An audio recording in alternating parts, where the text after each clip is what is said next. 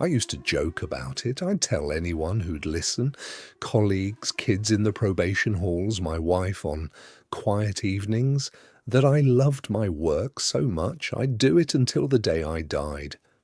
I never thought that day would come on a Tuesday in May over a kidney stone, but it did.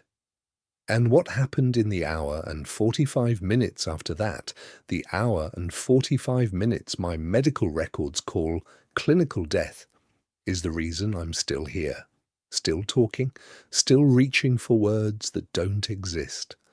My doctor had already signed my death certificate, and then I came back. There are things I saw on the other side I've never fully explained, not because the memory faded, because it didn't. Everything is still there, sharp, immediate, more real than this voice.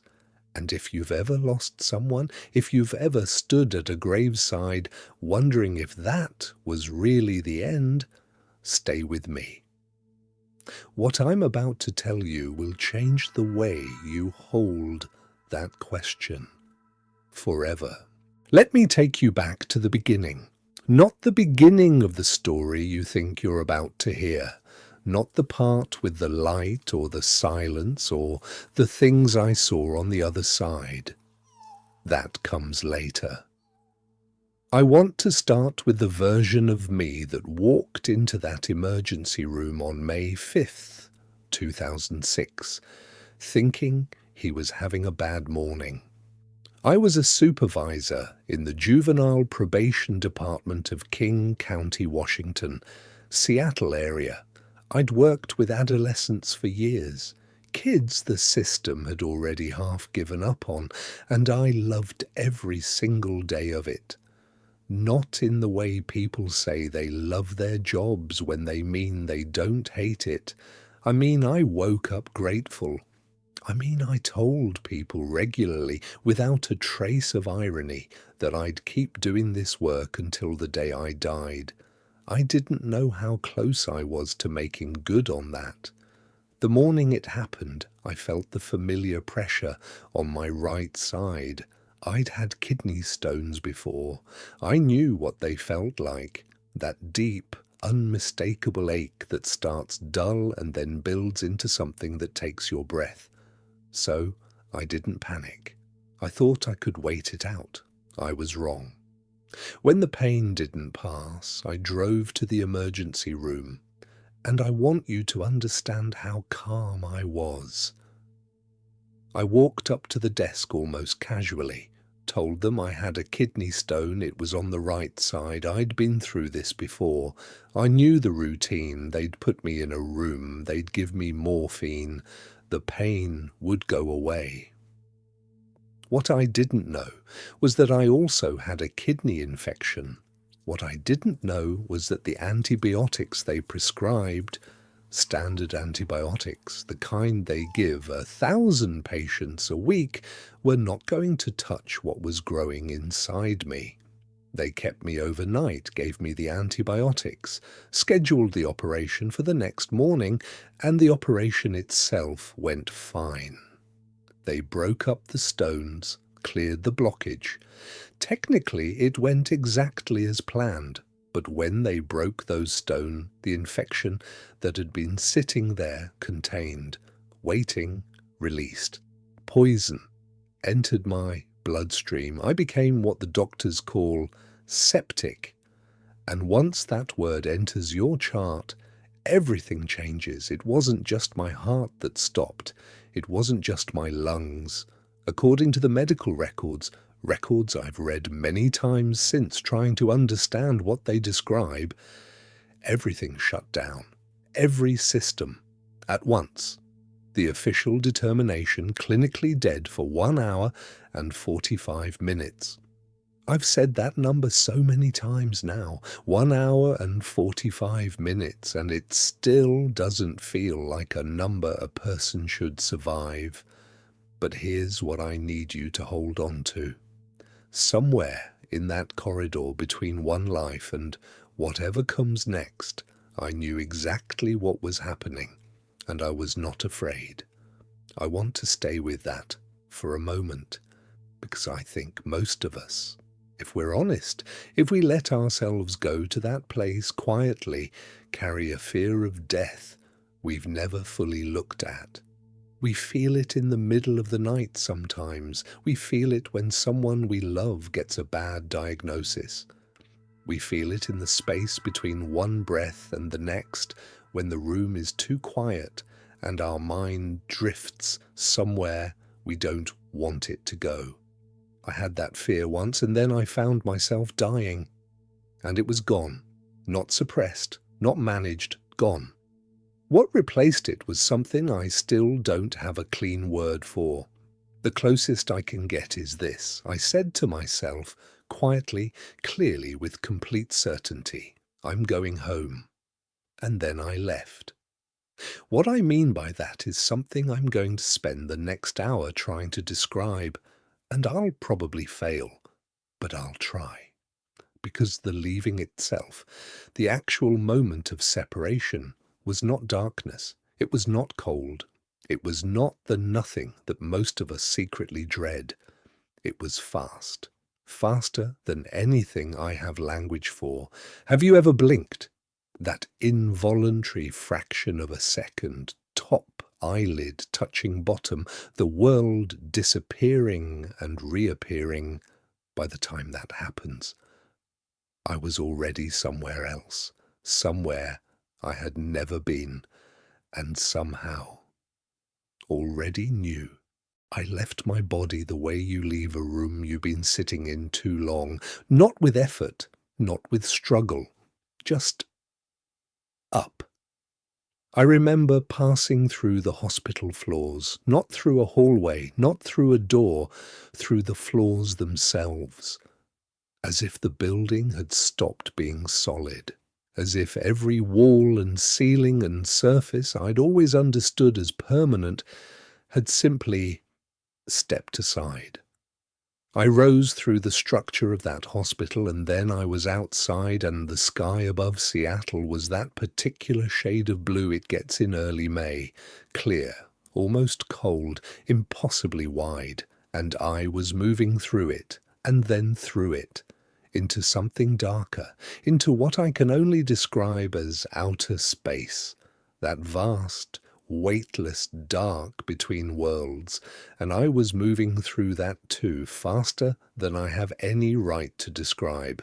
There's a line I've read many times, to be absent from the body is to be present with the Lord. I used to read that as a promise, something to believe in, something to hold on to in the abstract, the way you hold on to most things you can't see. But in that moment, travelling at a speed no instrument has ever measured, no mind has ever properly mapped, I understood it as a fact, a simple, physical, undeniable fact. That's what was happening. That's all it was. And then there was a light ahead of me.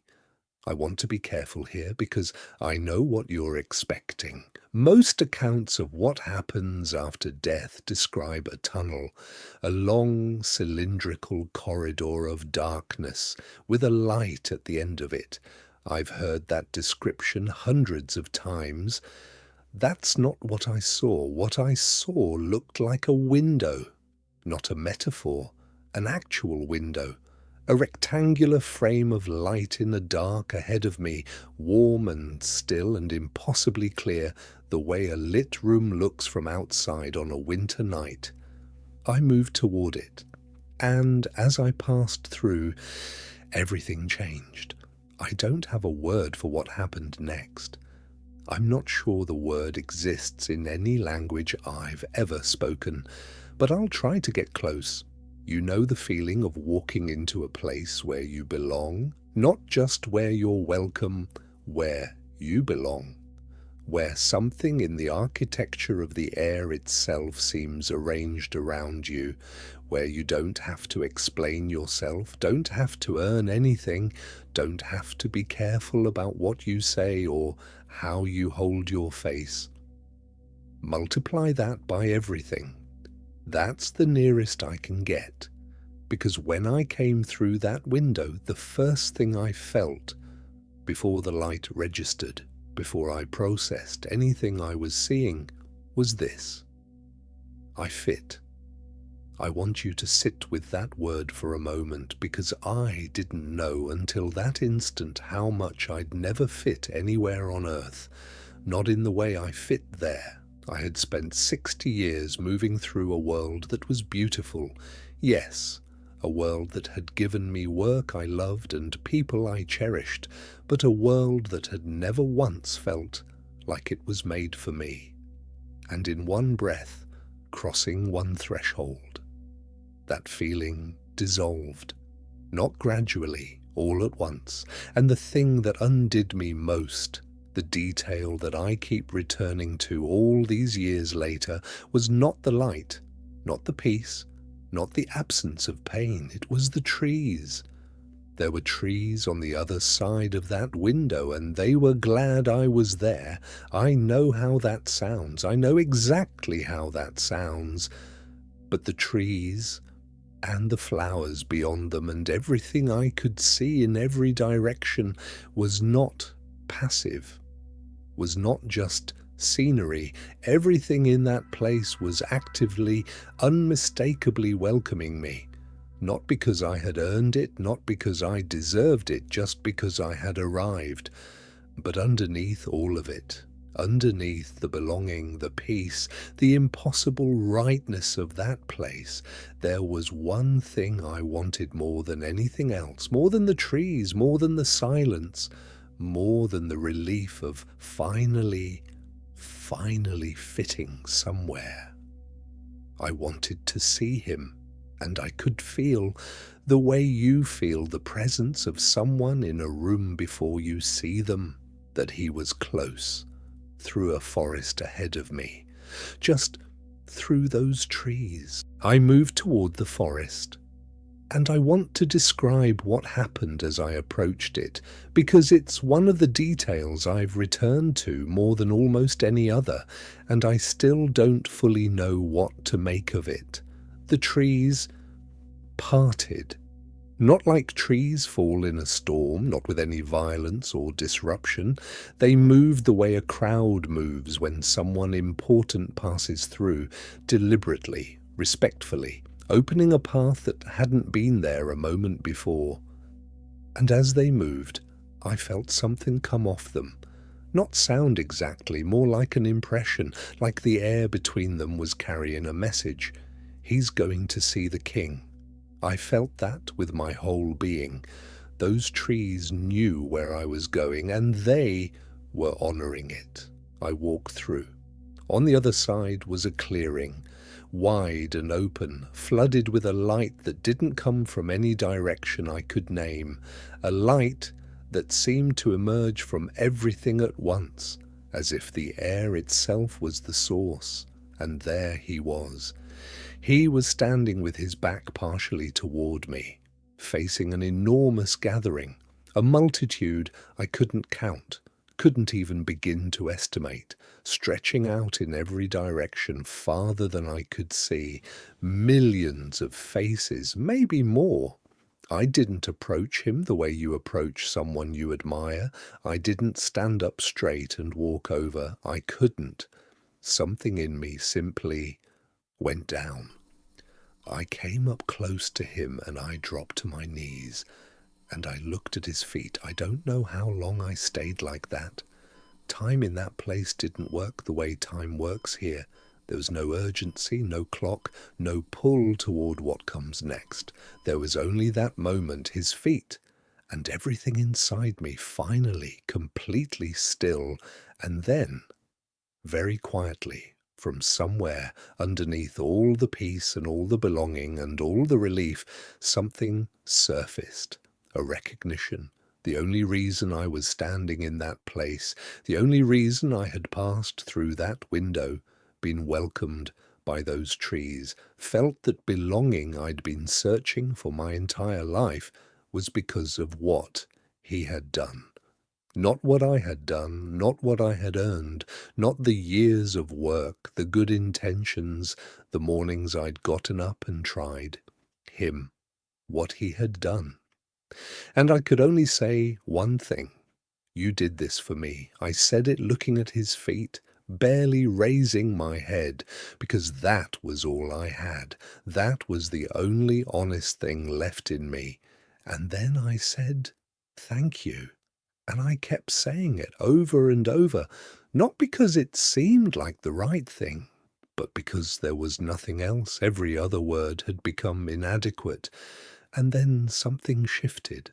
I stopped, and I began to look up, slowly. The way you look at something you're not sure you're allowed to see. His ankles. And I felt it immediately, a love coming off them that I don't have a category for, not the love of a parent or a friend or a partner. Something older than all of those, something that predated every relationship I'd ever had. His calves, the same love, his knees, still. His hands, and the love from his hands was so specific, so directed, so entirely for me that I had to stop again. I want to be precise about this. It wasn't a general warmth, it wasn't ambient. Every part of him that I looked at looked back, and what it communicated was this. I know everything about you. Every failure, every morning you didn't try. Every person you let down, every version of yourself you've been ashamed of, I know all of it, and there is nothing left to account for. I raised my eyes to his face, and he looked at me, not with judgment, not with the careful, measured expression of someone deciding what you deserve. He looked at me the way you look at someone who has never once, in their entire existence, disappointed you. I had spent a lifetime believing that to be forgiven meant to be seen clearly and still loved. I believed it the way you believe things you've never felt, and then I felt it, and the believing became something else, something I still carry underneath everything, on the worst days and the quietest ones. The memory of a face that looked at me and found nothing left to forgive. And then he spoke to me. Not the way voices work here, not sound moving through air, not vibration, not the physical mechanics of speech. Something more direct than that. Something that arrived already understood, the way you sometimes know the meaning of a dream before your mind has finished constructing the images. He said, "No. It's not your time. Go back. I want to tell you that I resisted. I want to tell you that I argued or pleaded or asked for more time, the way every reasonable person would, standing in the only place they'd ever truly belonged, being told to leave it. But I didn't. I was strangely at peace with it, not resigned, not defeated. Something quieter than either of those. I rose above the forest. That's the only way I know how to say it. I didn't fly, not in the way we mean that word. I simply decided to be above the trees, and I was. No effort, no mechanics, just intention and then altitude, the way things work in a place where fear no longer exists. I moved back toward the edge and the place where I had entered, the threshold between that world and this one. And I stopped, because I could feel it. My body wasn't ready. I don't know how to explain what that felt like from the outside, from the side of that threshold that wasn't this world. But it was unmistakable, like standing at a door and sensing the room on the other side isn't ready to receive you yet, and I felt something I didn't expect. Relief, joy, even. I was going to stay a little longer. I turned around, and what I did next, what I chose in that impossible space with no urgency and no agenda, tells you something about what that place actually is. I went to explore. To the left of the forest was a landscape I don't have adequate words for. Mountains, but not mountains the way we understand them here. Fixed, heavy, permanent, indifferent. These moved. They rolled the way ocean waves roll, slowly, continuously, with that particular rhythm that feels both ancient and alive, except they were mountains, solid and vast and undulating, moving past me like something breathing. And the colours. I've tried to describe this to people and always come up short. The blue of the sky here, the best sky you've ever seen, the clearest day of your life, is a faded copy, a rough draft. The colours there were the original, more saturated than anything I had categories for, as if every colour I'd ever seen on Earth had been slightly wrong, slightly muted, and I hadn't known it until I saw the real thing. There were animals, more kinds than I could count, moving through that landscape without fear, not of each other, not of me, not of anything. I moved through it slowly, just present, the way you almost never get to be on this side. And then I went back to him. This time I came around the other side of the forest, came at him from a different angle, and again I went down, knees, his feet. And he looked down at me with those same eyes, and the ones that held no record of my failures, and he spoke again. The same words, but different somehow, heavier. No, it's not your time. Go back. And here is the question I've been sitting with ever since. Not the question of what I saw, or whether it was real. I stopped asking that one a long time ago. The question is this: if that place is what waits for us, if the belonging I felt in that clearing, the love that came off every part of him, the mountains rolling like slow waves, the colours that made this world look like a sketch, if all of that is what's on the other side of this life, then what exactly are we supposed to do with the time we have here? What does it mean to be sent back? What does it mean to be told twice that this world still needs you more than that one does? I've been asked if I resent it, being pulled out of the only place I've ever fit and returned to a world that has always felt slightly too heavy. The answer is no. Not because I don't miss it. I miss it every day. There was another side to the forest. I hadn't gone that way before. The first time I'd explored to the left. The mountains, the colours, the animals moving without fear. This time I went right, and it was different.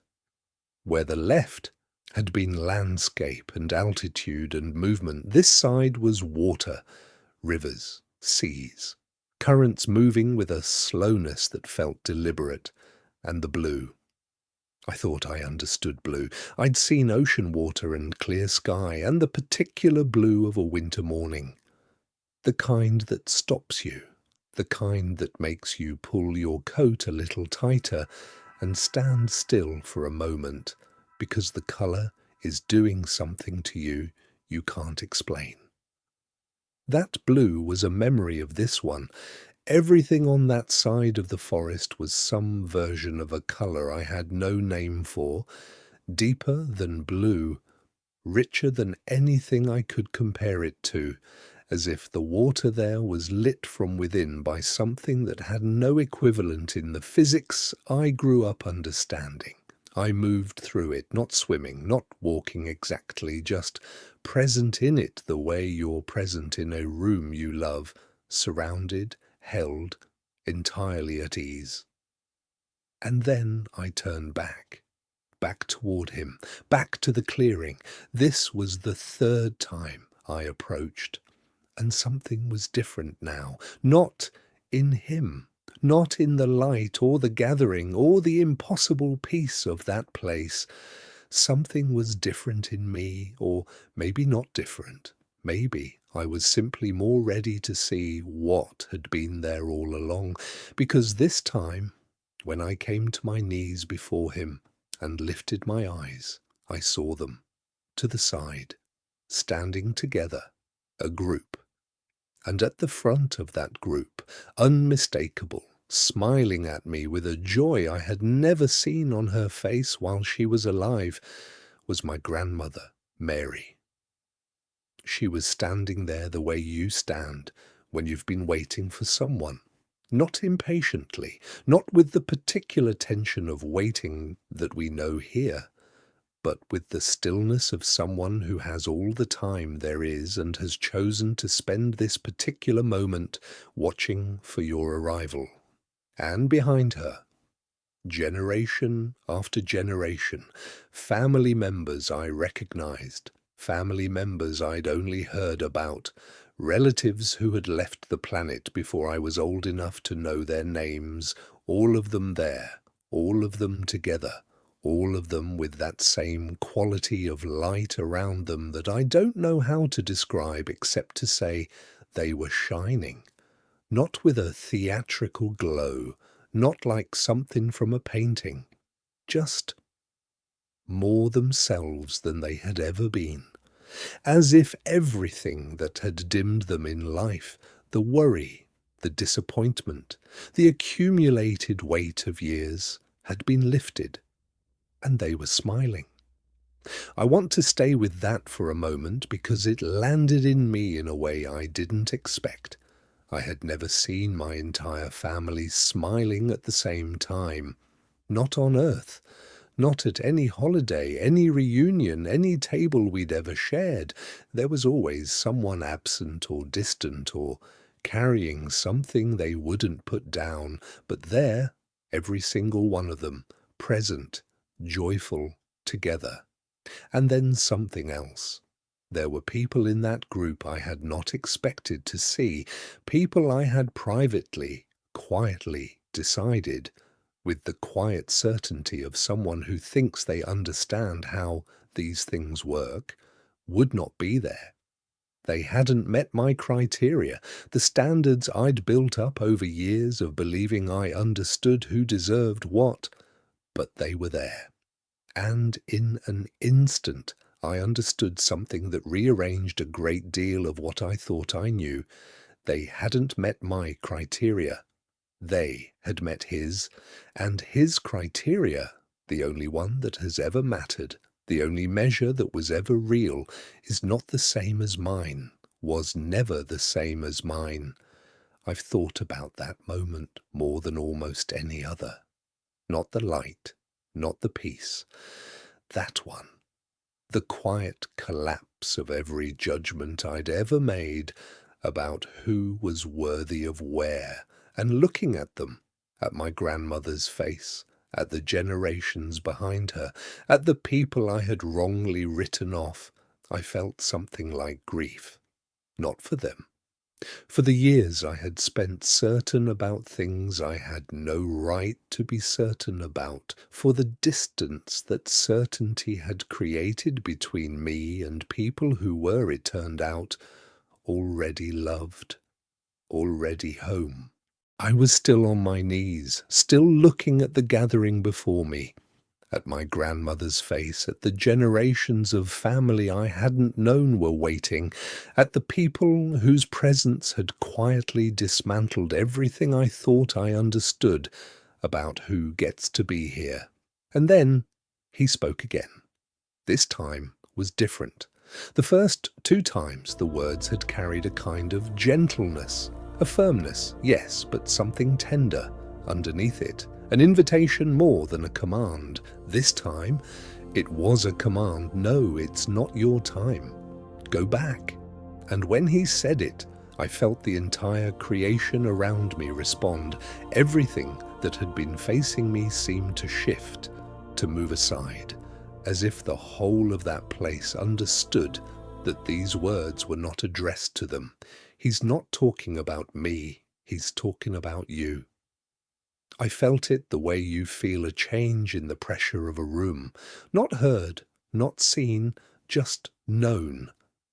And I understood in that same wordless way I'd been understanding everything there, what was underneath the command, not just go back.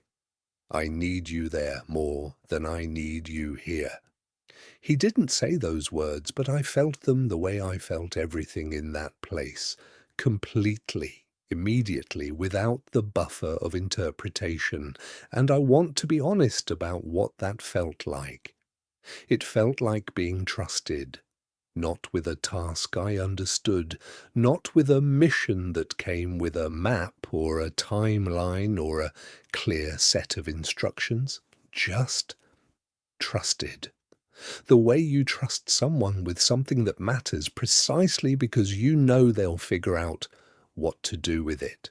I stood, and before I could take a step toward the edge, before I could begin the leaving that I already knew I didn't want to do, my grandmother spoke, Mary, standing at the front of all those generations, still smiling, but with something else in her eyes now, something that was urgent without being afraid. She looked at me and she said, "Bring as many of us back with you as you can." She meant the family still living, the people on this side of that threshold, the ones who hadn't crossed yet, the ones who were still moving through days and years and losses without knowing what I now knew. Bring them back, not back to that place, not yet, back to the understanding, back to the knowledge that there is something waiting that is worth every difficult day between now and the moment they cross over. I've thought about those words every day since. Bring as many of us back with you as you can, because here's what I've come to understand about them. The thing that took me years to fully grasp. She wasn't asking me to convince anyone of anything. She wasn't asking me to preach or persuade or argue. She was asking me to carry something back. Something I'd absorbed through that window, through that clearing, through the eyes of a face that held no record of my failures, a quality of knowing, a certainty that doesn't shout, that doesn't need to, that just exists in a person who has been somewhere and cannot pretend they haven't. I bowed before him one last time, and then I rose above the forest, over the trees that had parted for me, that had whispered he's going to see the king, and I moved toward the edge, the threshold, that place where one more step would take me out of the only world where I'd ever fully belonged. I stood there for a moment, not hesitating, not negotiating, just taking it in. The light, the silence, the mountains rolling slow in the distance, the rivers on the other side of the forest, moving with their unhurried, permanent blue. My grandmother's voice still present somehow, bring as many of us back with you as you can. And then I took the step, and I felt it the moment I crossed. The weight, not pain exactly, not yet, just the sudden, unmistakable awareness of having a body again, of being bounded, of breathing, of being, once again, on this side of the window. And somewhere below me, in a hospital room in Seattle where a doctor was bent over a clipboard, completing paperwork for a patient who was no longer alive, my body was waiting. I hovered above my own body. I want you to understand what that means, not as a metaphor, not as the kind of language people use when they're trying to describe something they only half remember. I mean, I was in that hospital room above the bed, looking down, and what I saw stopped me. The team that had been working on me, the doctors, the nurses, the hands and machines and urgent voices, had gone quiet. They were putting things away, not with the practiced efficiency of a team moving on to the next task, with a particular stillness of people who have accepted something, who had done everything they could and arrived at the moment where doing more is no longer the point. My doctor was at the edge of the room. He had a clipboard. He was signing my death certificate. I watched him do it, and I want to be clear about the timeline here, because this is the part that the medical records don't explain, the part that the people in that room have never been able to account for. He was signing that paperwork at the exact moment I was deciding to come back. I looked at my body down there on that bed, just looked at it the way you look at something that used to be yours and might be again if you're willing to go back inside it. It didn't look like me, or it did. It looked exactly like me, but there was something absent from it that I now understood was not a small thing. And I remember thinking, very quietly, this is going to hurt, not with dread, with the same quiet clarity I'd had when I said I'm going home on the way out. I turned over, and I went back in. If you've made it this far with me, I want to invite you to subscribe to the channel and follow us every day. There are more stories like this one. People who crossed over and came back with something they couldn't keep to themselves. People who saw what I saw, felt what I felt, and returned, changed in ways that took years to fully understand. If any part of what I've shared tonight has landed somewhere in you, subscribe. Come back. You belong here. Now, the moment I re-entered my body, the monitor beside the bed went from silence to sound. Beep, then again. Beep. And then the room changed. The stillness broke. The team that had been putting things away turned back. Hands came back to the bed. Equipment came back online. A tube went down my throat. The body learning to breathe again. Being helped to remember what it had forgotten in the last hour and 45 minutes. I didn't want to be there. I want to be honest about that. There was no euphoria of return, no relief at waking up, no gratitude in that first moment for being alive. What I felt was the grief of someone who has just left the only place they have ever belonged and doesn't yet know how to be in any other. I felt like a child, crying without sound, heavy with a loss that no one in that room could see, because from where they stood, I had just been found. But I had my grandmother's voice. Bring as many of us back with you as you can. And I had the look on his face, the one that saw everything I had ever done and found nothing left to account for. And I had, underneath the grief and the weight and the strange indignity of breathing through a tube, a reason. Not a plan, not a strategy, not a clear next step, just a reason. And sometimes that's the only thing that gets a person out of bed, the only thing that makes the heaviness of this world worth carrying for one more day. The days that followed were long. Recovery from sepsis is not a quiet thing. The body that had shut down every system all at once had to be coaxed back, organ by organ, with the patience of a team that had already signed the paperwork and was now doing something they hadn't planned for. My wife was there.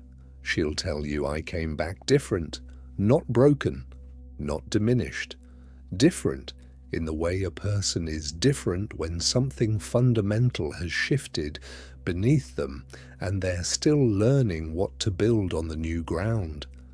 The small urgencies, the frustrations, the weight of caring too much about what people thought, they were still there, but they had lost their grip because I had seen what waits on the other side.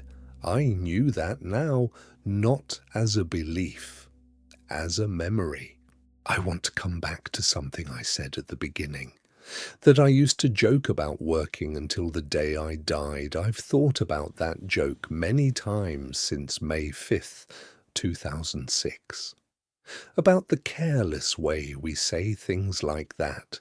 The easy way we invoke death as a figure of speech, as punctuation, as a way of saying, I really mean this, without actually meaning what we're saying. I really meant it, and then it happened, and then I came back.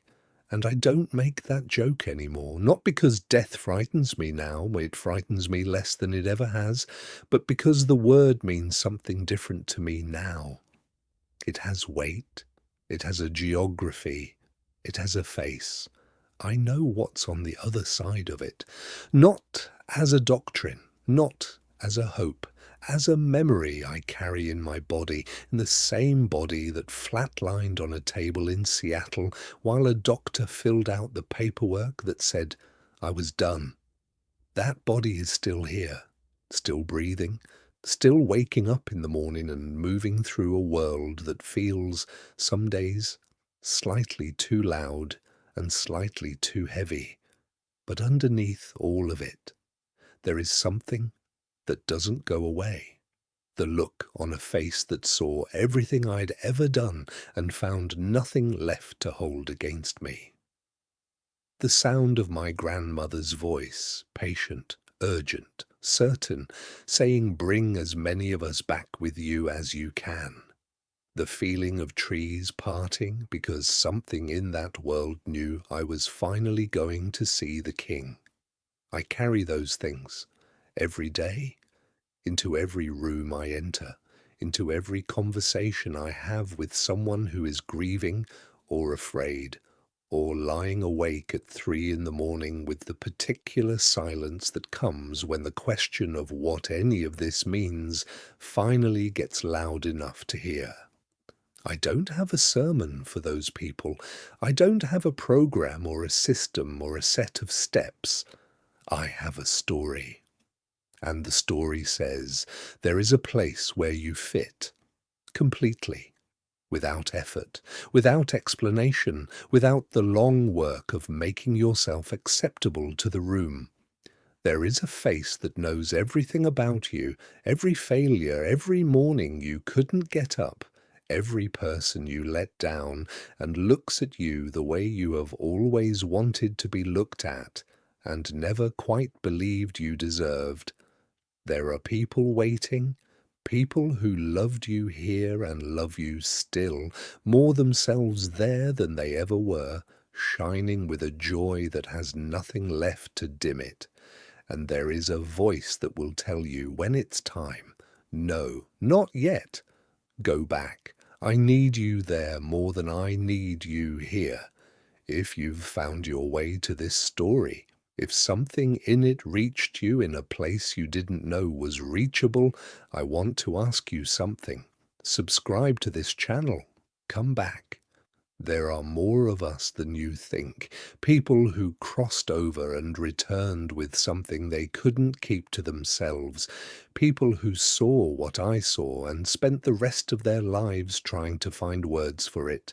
Share this with 5 people you know.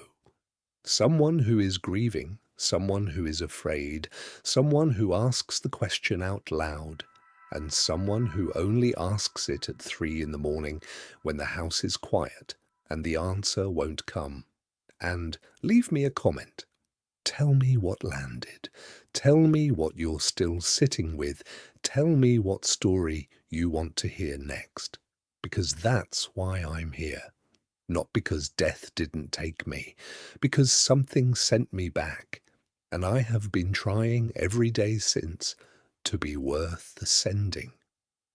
When I was hovering above that bed, looking down at a body the doctors had given up on, watching a man write my name on a form that said I was finished, I made a choice, not under duress, not out of fear.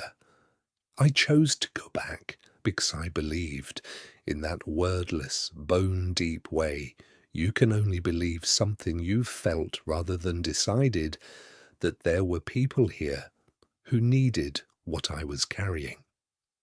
I don't know if you're one of them, but if you listened this far, maybe you are. Carry something tonight towards someone. That's all it ever was.